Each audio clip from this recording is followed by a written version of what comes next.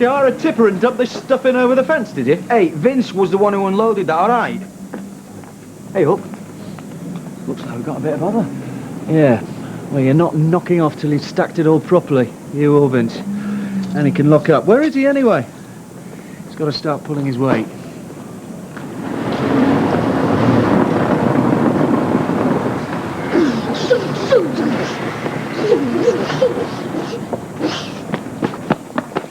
Oh, you're back. How was the honeymoon? We're gorgeous. Oh, well, it's lovely to have you back. Don't go on, missus. They'll have you. Oh, yeah, who's that then? The murder squad. Oh, Lord. Mr. and Mrs. Peacock, I believe. Welcome, welcome, and thrice welcome. I've a bottle of champagne on ice. Yeah, well, Claire's still feeling a bit travel sick. I've got down the sandwich, use of toilet, interfering with the free newspaper, salt... Oh, I've written assault here, force of habit, unauthorised use of salt.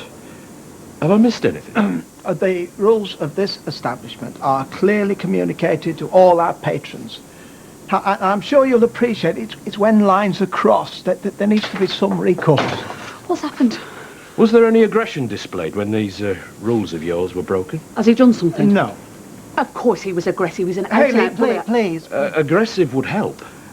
His behaviour could not be described as aggressive, not as such. Look at this! Did he do this, Roy? No, I didn't. Who did then? Me. It was an accident, actually. You say this fella works locally? Across the way at the builder's yard. Well, have you talked to him? Told him his behaviour's unacceptable? He knows fine well his behaviour's unacceptable. I imagine you get a number of proprietors contacting you over similar kinds of disputes. Not usually before there's been a scrap. But I get the impression you're not the fisticuffs type? No. In which case, maybe a quiet word away from your premises where these rules of yours aren't going to get broken? Our entire society is founded upon the setting down and adherence to laws and codes, formal and informal. Without these, the civilized world would descend into chaos and anarchy, with those who care least about their fellow man becoming powerful. Surely you as a law enforcement officer understand that. OK, I get the picture. I'll have a word. A word? I'll tell him the world is teetering on anarchy, and he's responsible. Mr. Cropper, I'll do my best, OK? Thank you. Was it nice to be home then, Mrs. Peacock? Are you ready to be carried over at Threshold yet?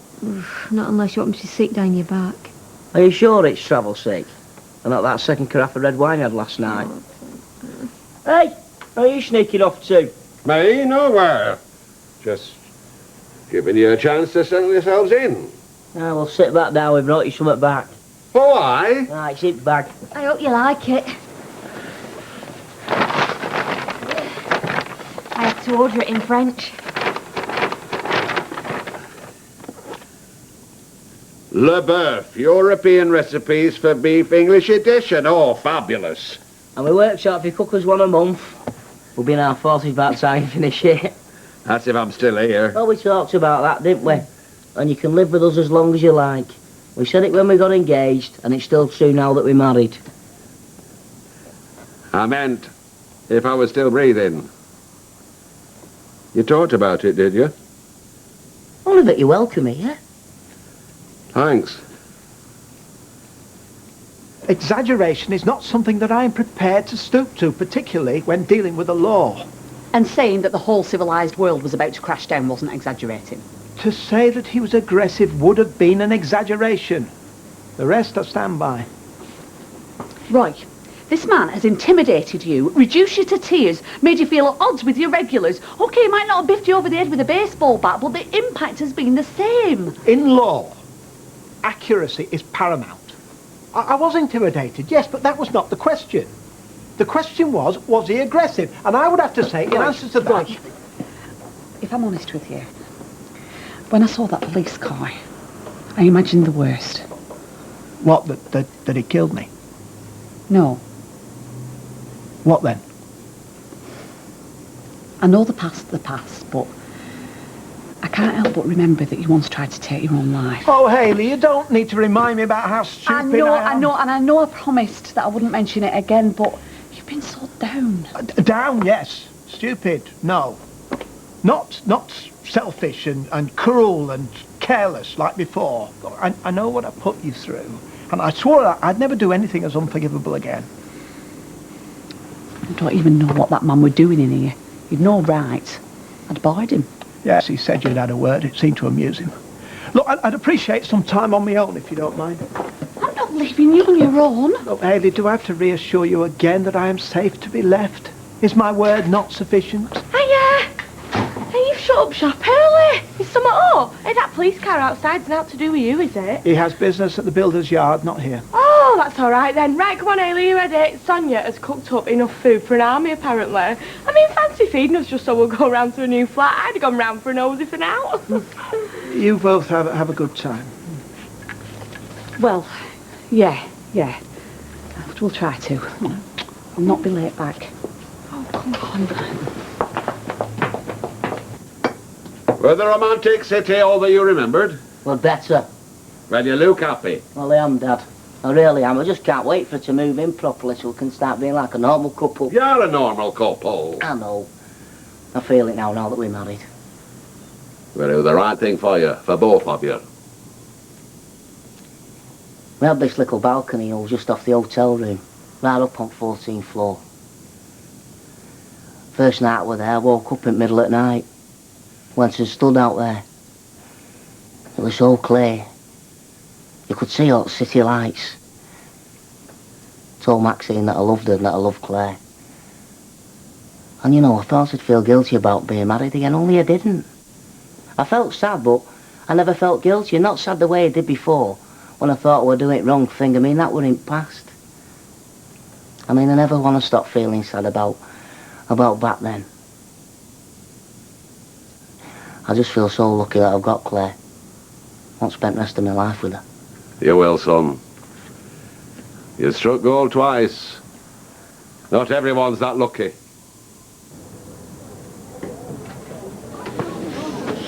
Hey up, slacker.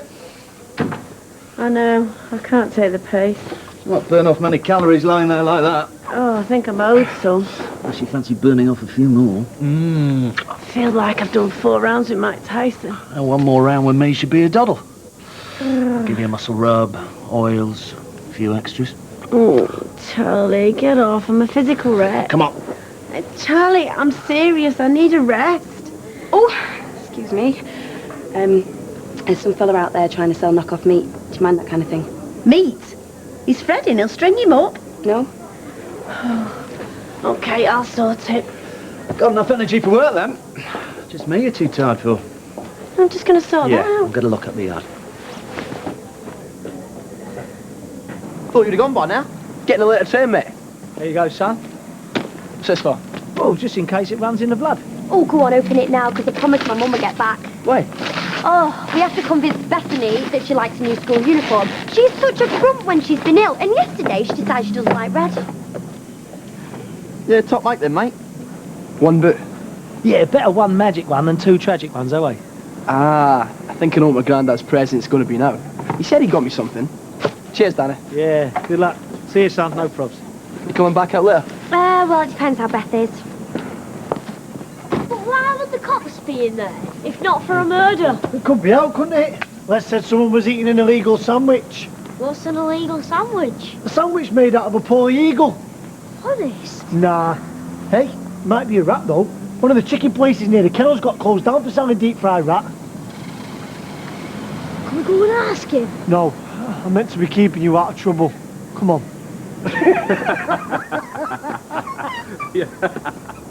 Ah, Mr. Cropper. Officer. This gentleman has something to say to you. Sir? The officer tells me you're upset because of me. He reckons I've threatened you. I never Not actually... threatened as such, more disrespecting the rules of his establishment.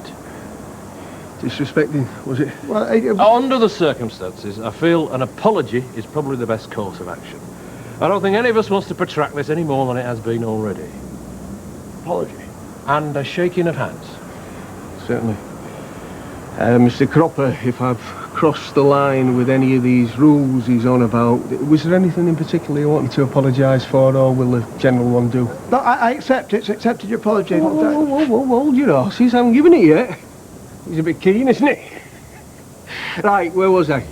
Mr. Cropper, if I've broken any of your many rules, I am proper sorry. And handshake.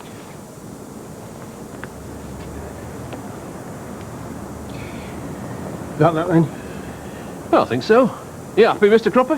Thank you. Wish you'd top traffic duty tonight, eh?